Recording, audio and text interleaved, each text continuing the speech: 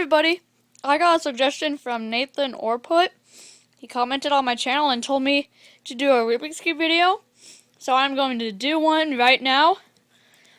So I am also filming this on my phone again, so let me get the stand set up and move all of these out of the way so that way I can do one at a time.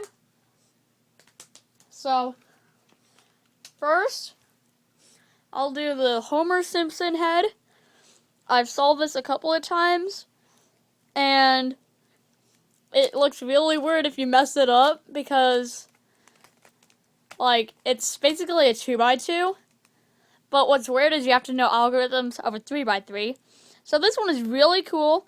It turns really nice, but sometimes, like, you won't, like, get the lines matched up like that, and you'll, like, try to turn it and it won't turn.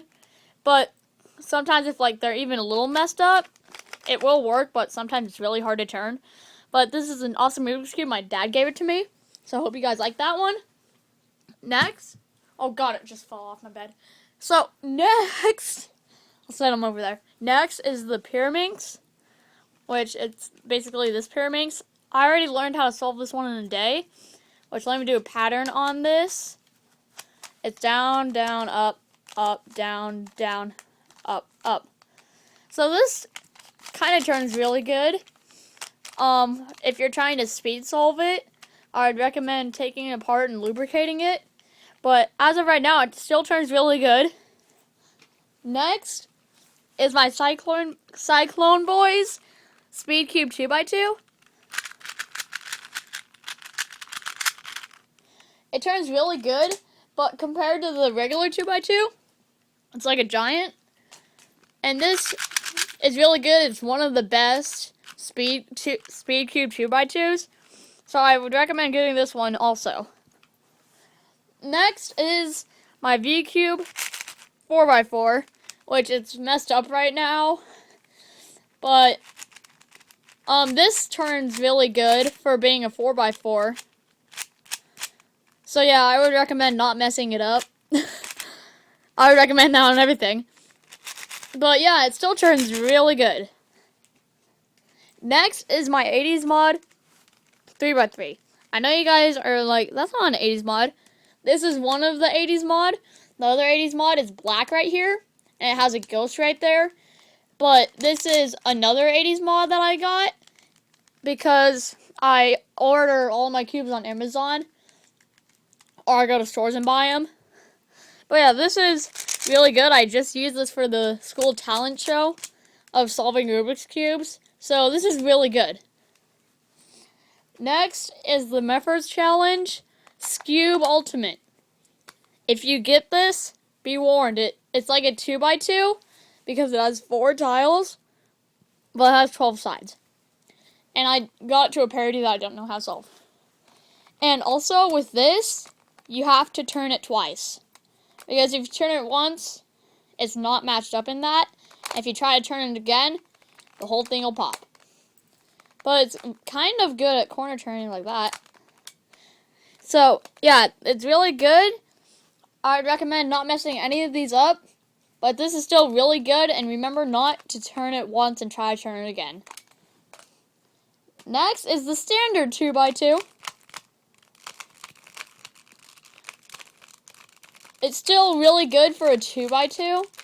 I tried to like stick with the same logo for all of my cubes because I have this one and the standard 3x3, and they both have the same logo because these are the 2.0s.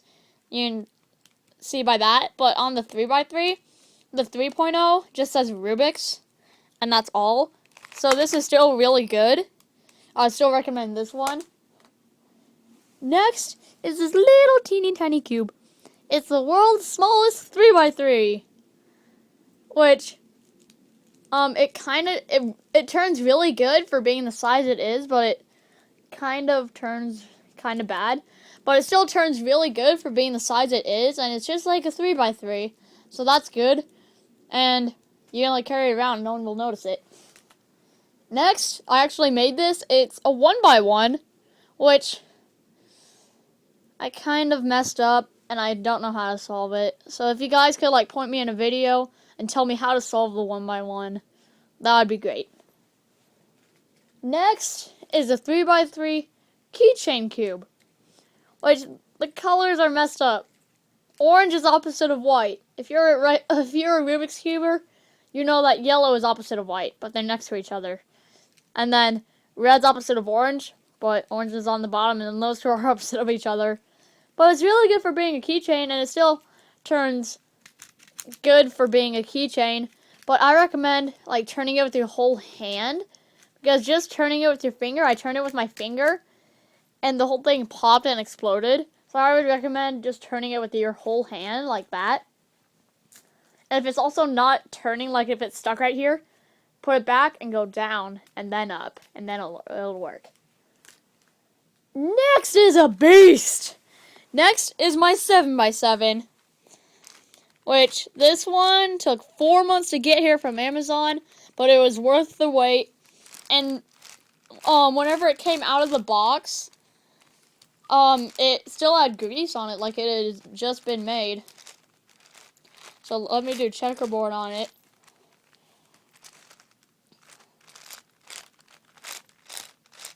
So there's checkerboard. Which, the weird thing is, the box looks bigger than, the box looks smaller. Oops, I dropped it. Sorry. The box looks smaller than the 7x7, and that is the weird part. Which, there we go. The 7x7 is really good. I would recommend not messing this one up because I already did, but I still solved it. Like, I didn't mess up the middle, I just messed up the outer layers. So yeah, this is really good. It was only like $10 on Amazon, I think. No, it was $20. But this is really good. Next is the Void Cube, which it has no center, but it's just a standard 3x3 with no center. And I actually solved this one on my own. Like, I got it to a parody that I didn't know how to solve, and I looked it up on a YouTube video. And he taught us wrong, and it ended up getting more messed up, but then I solved it from there, which was really good. So, here's the Void. Turns really good regularly. Like, I'll just flick it, and then it'll go far. But if it's, like, not lined up perfectly, like that, if it's just a little bit off, it won't turn because it's missing the center. So, let's move on. This is the Venus Pillow. Yeah, I learned how to say it. Okay. And it's basically a 3x3 with a very cool design, and it's actually heavier than a regular 3x3. So, yeah, this is really good. And if you notice, it does have an overhang, or like an overbite with your mouth, but it's still really good. Next, we have a V-Cube 5x5, which this is kind of messed up. Like, me and my friends call this the watermelon mess up, because, like, it has the design of a watermelon. But it still turns really good. Which, this and the 4x4 I got on the pier at San Francisco in a place called Think Outside the Box. And it cost me $100 for these two. That one was $40, this one was $60. But it was worth it because I brought like $500 there. So yeah, there's the 5x5. It turns really good. Next, we have the standard 3x3. Which, as I said, I tried to keep the normal 2x2 icon, which I still did on here. When I was that. And I still kept to the icon. And this was really good as my first cube.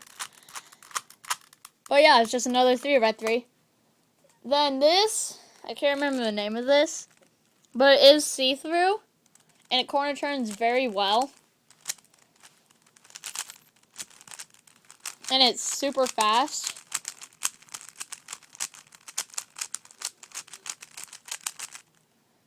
And yeah, it's just another 3x3. Next, I have a big, huge 3x3 with like confetti. Like that. It's actually the size of a 5x5. Which is weird for being a 3x3. And this one, is like the void. It needs to be lined up perfectly or else it will not turn. Okay, moving on. Last but not least, my golden mirror cube. Now this one, if you notice, let me find it. Okay, super tiny, super huge. And whenever you move it, it's disoriented like that. So if you do checkerboard, 1, 2, 1, 2, 1, 2, 1, 2, 1, 2. That's checkerboard. Looks really messed up, right? Right? God, I think I just messed it up. Wait. No, I didn't. So yeah, all of these are awesome.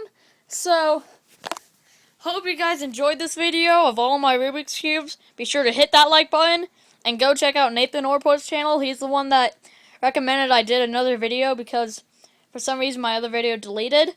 So hope you guys enjoyed. Be sure to hit that like button, check out Nathan's channel, and subscribe today to join the awesome gamers. See you guys next time, everybody. Subscribe today! Dirty.